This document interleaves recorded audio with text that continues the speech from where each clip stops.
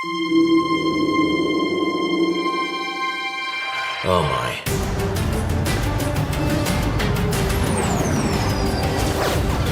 What do we do? What we always do. That's with their heads. Guns up. Fire. Mead, look. That's a survivor. She must have been picked up by the bounty hunters. She's alive. Pleased to make your acquaintance. I'm Frizz, and this is Mead. Mead is an acronym for Mobile Extrasensory Autonomous Deceptor. You're wanted on every planet and system. Mead ship dead ahead. Brace for impact. See? No worries. Juno base and dinosaur just materialized on deck. Step right up, gentlemen. Jokers are wild and aces high. Where are you boys from? Cleveland? My Aunt Nettie is from Cleveland. Speaking of my auntie, ante up.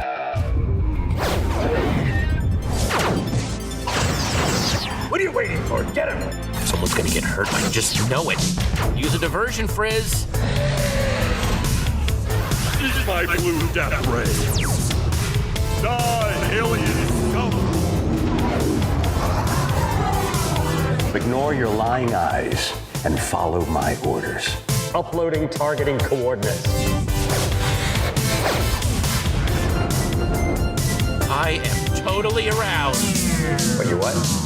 That might not be the word I was looking for. To infinity and, far away from here.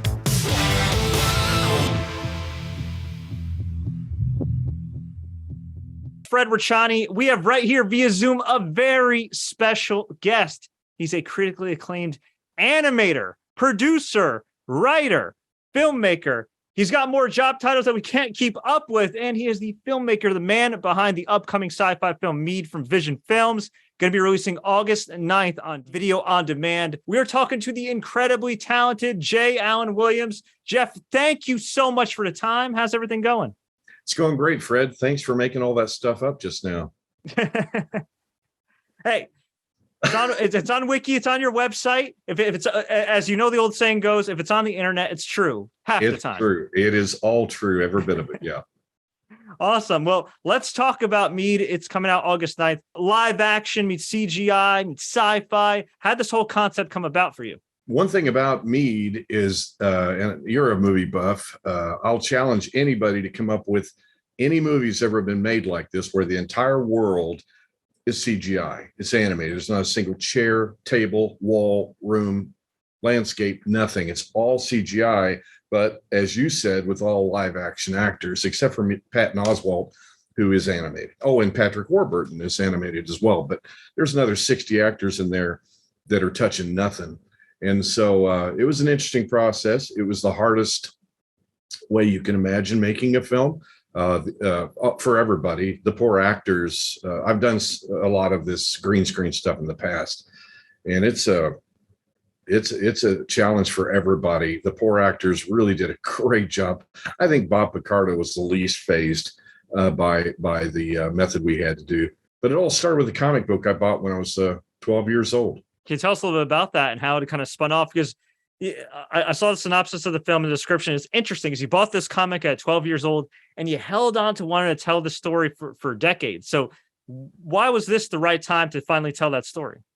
Well, when I was 12, I kind of made the leap from mainstream, Archie comics and Spider-Man and stuff like that to the underground world. Because I was walking by a head shop, with I'd saved my lunch money, to buy a comic, and I didn't know what a head shop was, but I looked in the window, and beyond all of the bongs and things like that, there was a huge rack of comic books, really colorful and visceral covers, right? So I went in, and I ended up eventually buying this one that was right in the center, and it was the art of Richard Corben. Many people may not know his name, but he's huge. A Marvel heavy metal magazine, his own comics, Dark Horse. The movie Heavy Metal back in the 80s was centered around one of his characters. But I was already kind of a fan of his because I was reading a more mainstream magazine, eerie, creepy, Vampirella, those. And when I discovered he was doing these undergrounds, I was like, oh my God. So I bought this.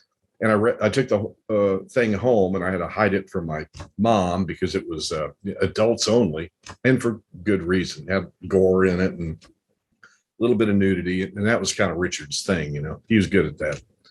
But I read the comic and was blown away by it, and said to my 12-year-old self, I am going to make a movie about this someday. And now, decades later, I did.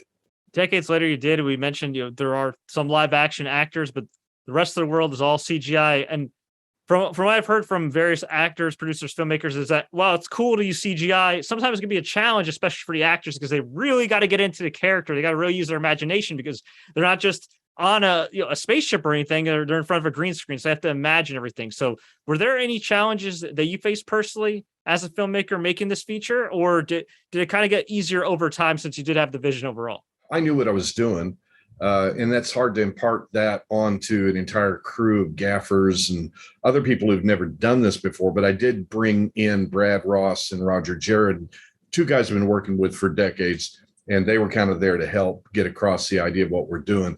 And it is weird, these actors, normally where somebody you're talking to is located, but Mead's floating all over the place. So the writer actually flew in from Hollywood, and he was the guy that held the stick with a little thing of mead for the actors to look at. I mean, it was stuff like that. So it was really challenging. No, it did not get easier as we went along. It just was what it was. And there's so much you have to keep track of. We were shooting out of sequence, of course, because we had actors coming in from London, from LA, from San Francisco, from New York, and then all our group that were fairly local to us, as far away as maybe Chicago. And so, we were coordinating so many different actors, and some of the actors are in scenes together and they've never met. Bob Picardo and Sam Hunt, they've never met. That's interesting. And as far as like the filming and the whole casting process, did that go on during COVID or before COVID? Despite the tragedy that COVID was, I lost two of my best friends, one of which was a producer I worked with. But one thing about COVID, it kind of was had a silver lining for us, because it allowed us to spend all that time going a lot deeper on casting and also saving our pennies a little bit. So we had more money to pay better actors. And that happened. And it also gave us more time to really refine the costumes and the props. Everything's handmade. And a lot of it's like Mystery Science Theater 3000. The big DM pod that Phoebe carries around the scene is basically two big water bottles glued together with salad bowls, and then LED lights and wiring added to it and then painted black. Some of it's as simple as that. Some of it was a little more elaborate. We had to build a spacesuit, for example.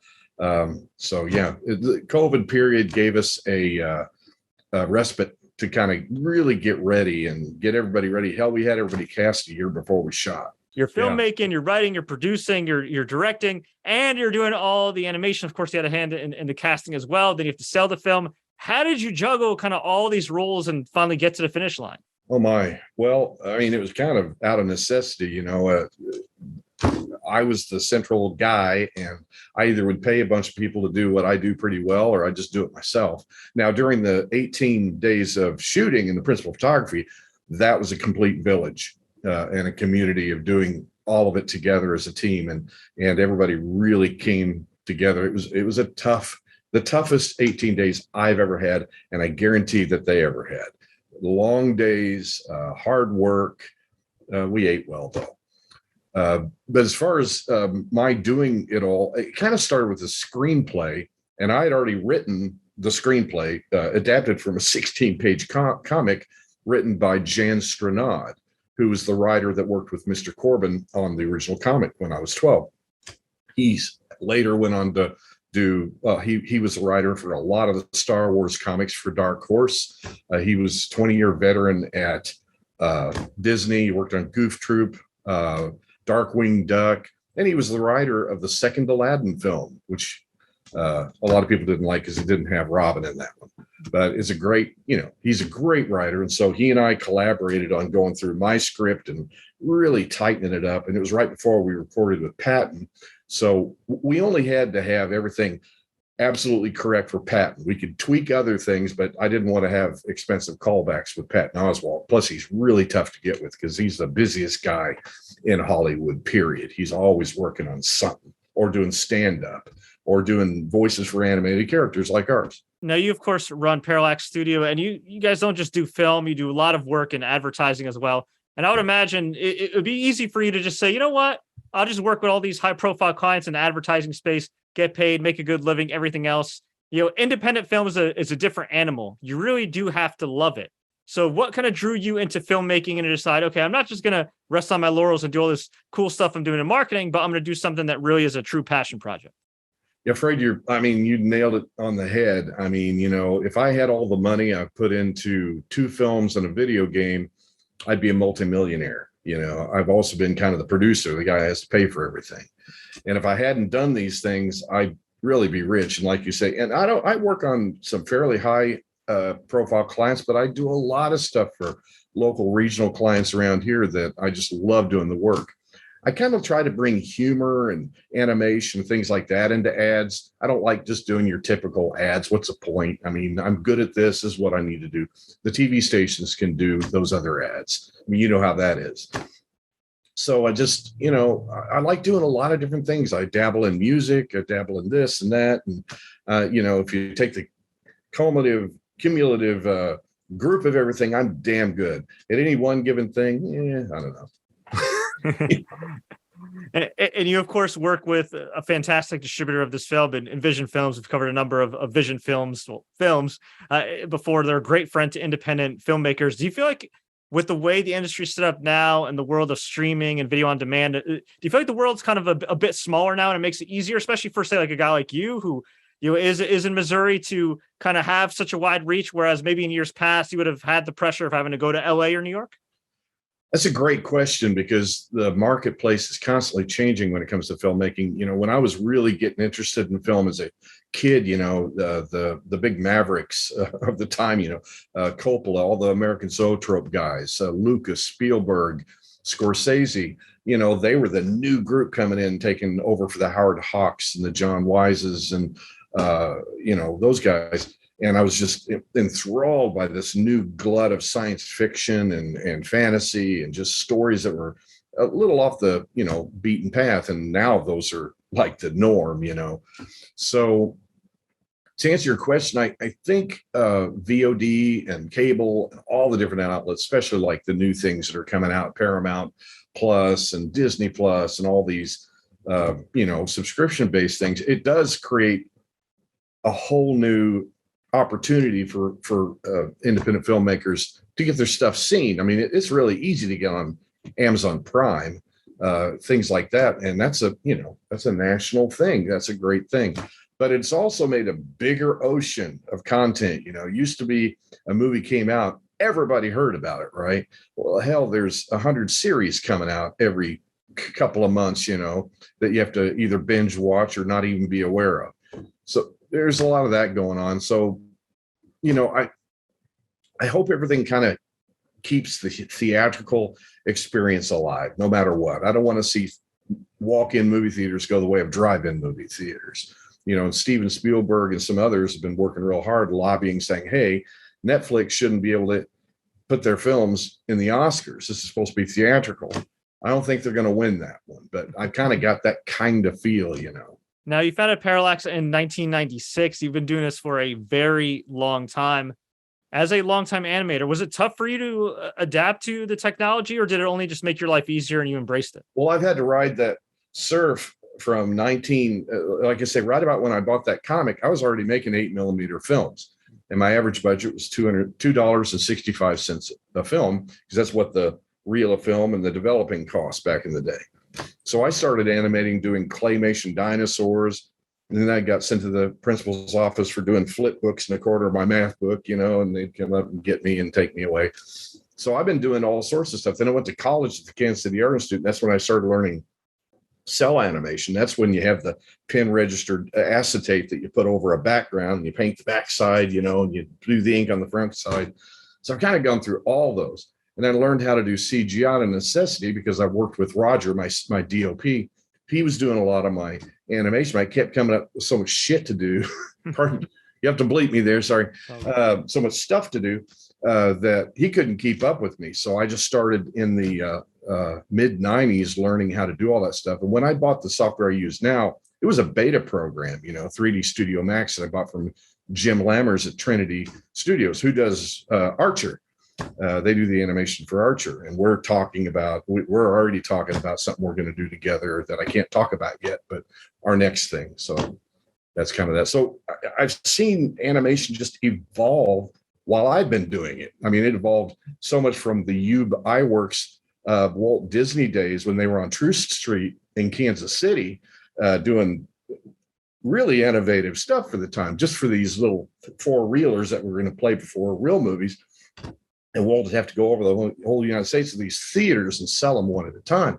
So from those days up until what's going on now, I mean, hell, green screen now is pretty obsolete. Jim's already working on some of those Mandalorian style sets where they've got this huge LED dome and all the effects are there. So the actors can see it. It's actually lighting them up with the correct colors. There's fire going on. It's reflecting off the actors. So the industry of animation is just a constantly moving thing. I kind of got stuck in the 80s and 90s, but I do everything handcrafted rather than using something like the Unreal Engine to do all the heavy lifting. To me, that's like auto-tune for singers. It kind of does all the hard work. You don't even have to be an animator. So I like doing things like I did on Mead, where I've got 100 layers deep to get the look I want. So when you look at my scenes, they're just very hand done. It's not, oh, I'm going to push this button and there'll be a blue light. It's just not like that. Before we let you go, we always like to ask our guests some kind of random and rapid fire questions just to get to know them better. Are you ready, Jeff? Let's go. Let me take a drink of coffee. Hit me. There you go. Favorite late night snack or cheat meal? Oh, holy hell. Pistachios. Favorite spot in Missouri? Could be a favorite restaurant, a place you like to get away, clear your mind, anything like that. If I'm visiting you, man, where would you take me? My basement. Okay, besides your basement. Okay. Shoot. It's not Branson, I'll tell you that. Trying to think of a place in Missouri. Actually, I like to hop across the border just a little bit and go to Eureka Springs, Arkansas, which is a lot closer than a lot of Missouri places. Eureka Springs is the best place in the world. All right. Favorite restaurant in Missouri or that area? Oh boy, that would be Umi, which is sushi, or Thai Express, which is the guy I've known for 30 years that does the best Thai food around here. Besides your own work, what would you say is your favorite animated work? Is there someone or some project that really kind of inspired you, maybe growing up or later in your career, where you're like, oh man, this is like some great work? In the early, I used to like Ralph Bakshi's stuff. He did a lot of rotoscoping and stuff. He did a movie called Fire and Ice that was based on Frazetta's artwork. I really was impressed by him. These days, it's anything Pixar. Just Pixar, just anything. Anytime I watch anything by those guys, the script is always perfect. The look of it is amazing. I actually lifted our end credit sequence kind of from The Incredibles, did something kind of like that. And I saw The Incredibles. I thought, I've got to do that on our end credits. So probably Pixar, anything Pixar. Good answer. When did you realize that you can make animation and creating in general a career? And what would you say was your first big break? I'm not sure I've had either of those things yet officially. It's out there. People are seeing it. Everybody sees it, loves it. And that's the biggest thing. My favorite thing, I love to make people laugh. And this is kind of a bit of a comedy, that. But it also makes some of the girls cry. My daughter cried. And that was the biggest payoff I think I've ever got in anything I've created. If you make somebody cry, especially after over an hour and a half, it means that they care about your characters. That's the main thing. Definitely. What was your most awkward moment in the making of Mead? Oh, my God. There were times when I was putting together scenes during the compositing process, which took 6 months of 16-hour days. And that's not an exaggeration. 16-hour days, 7 days a week for a little over 6 months. And it wasn't really awkward. It was terrifying. Sometimes I'd open up a folder, we'd be missing a scene. Or I open up another folder and our audio just wasn't good enough and I was going to have to get ADR. So all through that 6 months, I'd open up a folder hoping there wasn't a bomb in it, But at the end of the day, I got to the end. I was able to cobble everything together, wasn't missing anything. Got a lot of ADR from the actors, thanks to Picardo and Sean, who played Sternhagen, and some of these people, and Nathan Shelton. I had to get a lot of ADR. But it was another thing, blessing in disguise, because when you got ADR, that audio is perfect. So What's your best piece of advice for success? never give up. Do it. Fake it till you make it. That's something I've heard in LA. Fake it till you make it. And that doesn't mean lie about yourself. Doesn't mean you have to have self-mythology, but just you don't get a gig unless you stand there and say, I'm the best person to do this. And I have to say that to myself half the time. Jeff, I'm the best person to do this. Don't hire somebody else. Just keep doing it. I mean, I started in my bedroom as a kid because we moved a lot. I was almost like an army brat. And so I didn't have a lot of friends. I went to 15 schools in 12 years. And 3 of the years I was at the same one in high school. So I had a lot of time on my own. I went to my room. I draw. I do musical things. I played drums when I was a kid. Just keep doing something and you'll eventually get great at it. You're going to suck at first. That's the biggest killer of creativity and creative souls, is they look at their work as they're doing it when they out of the womb, and it sucks. It's going to suck. And the next thing you do, you'll be better. And the longer you do it, and I've been at it now for decades, and you just eventually get better. And there's some things you don't get better at, like the drums. And if you've got OCD, it's a superpower. And I have OCD. I'll take it from you. Yeah. If you got OCD, don't be ashamed of it. Use it. Why should folks watch Mead? Well, it's unique. It's funny. The acting is just amazing. I mean, I accidentally, and Nathan and Pat out in Las Vegas, 3 of us that cast this thing accidentally got it right. These people had chemistry. Thank God. You hear about Amber Heard and Jason Momoa not having any chemistry. Yeah, you worry about that. I mean, Sam had to kiss 2 of my actresses, and it had to work. And it did. And the humor comes across, the drama comes across. I'm not going to brag about my animation. I'll let you do that. But it's a good package. We've got a great distributor, Vision Films. These guys, they're on it. They know what they're doing. And we just, a whole village built this thing. So we need another village to watch it.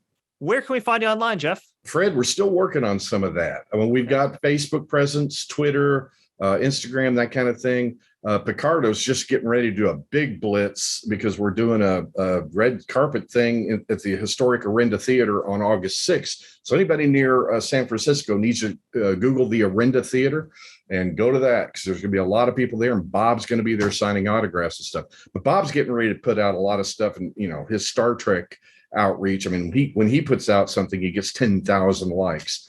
So a lot of that's going on.